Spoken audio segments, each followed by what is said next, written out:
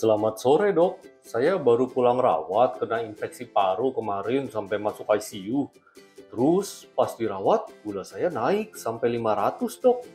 Padahal sebelum sakit kemarin gula paling tinggi cuma 250.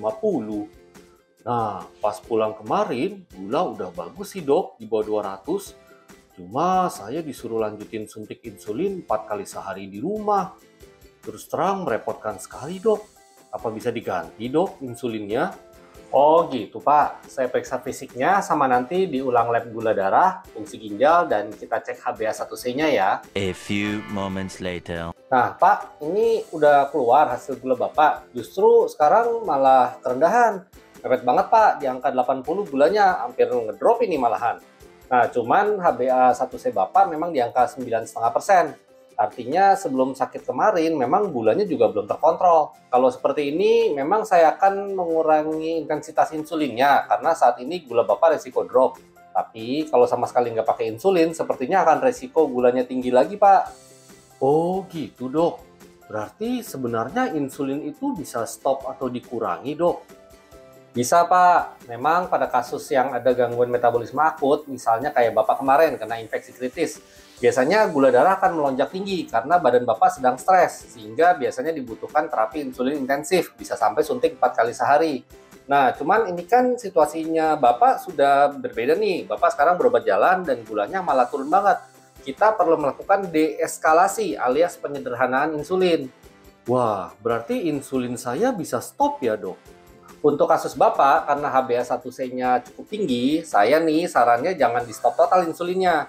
Mungkin yang tadinya suntik 4 kali bisa kita kurangi jadi 2 kali dulu Pak. Nanti kita evaluasi lagi, kalau setelah dikurangi suntiknya terus gulanya naik, ya bisa juga insulinnya nanti kita kombinasi pakai obat minum. Loh, emang aman dok pasien sudah suntik insulin terus dikasih obat diabetes minum lagi? Nggak bahaya double-double gitu? Oh tidak Pak, justru dari penelitian kombinasi insulin dengan obat diabetes oral atau obat minum bisa banyak manfaatnya. Misalnya mengurangi dosis insulin sehingga Bapak tidak usah sering suntik. Nomor 2, menurunkan resiko peningkatan berat badan berlebihan karena itu sering terjadi akibat suntik insulin intensif. Dan tentu saja pasti buat pasien lebih nyaman. Tapi untuk pemilihan obatnya harus benar-benar dipertimbangkan sama saya ya Pak, dokternya. Nggak bisa sembarangan kombinasi obat soalnya. Maksudnya ada rumusnya gitu dok, kombinasi insulin dan obatnya?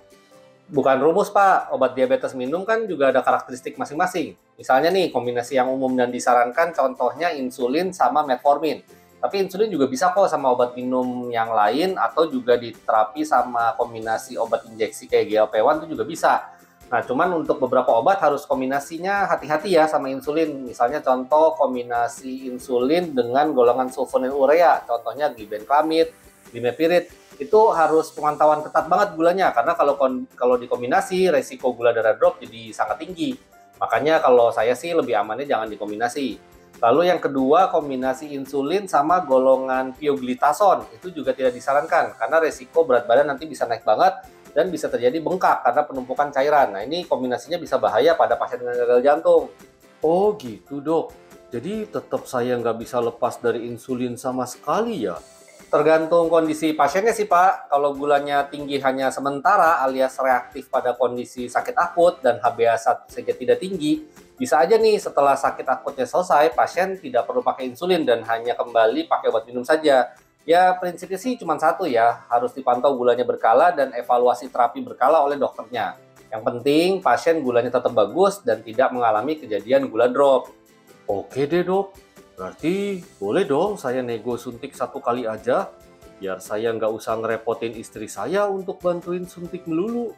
Boleh aja Pak, tapi nanti kita lihat lagi. Kalau gulanya jadi tinggi, tidak terkontrol, ya bisa aja jumlah suntiknya yang tadinya jadi 1 kali jadi 2 kali atau bahkan 3 kali.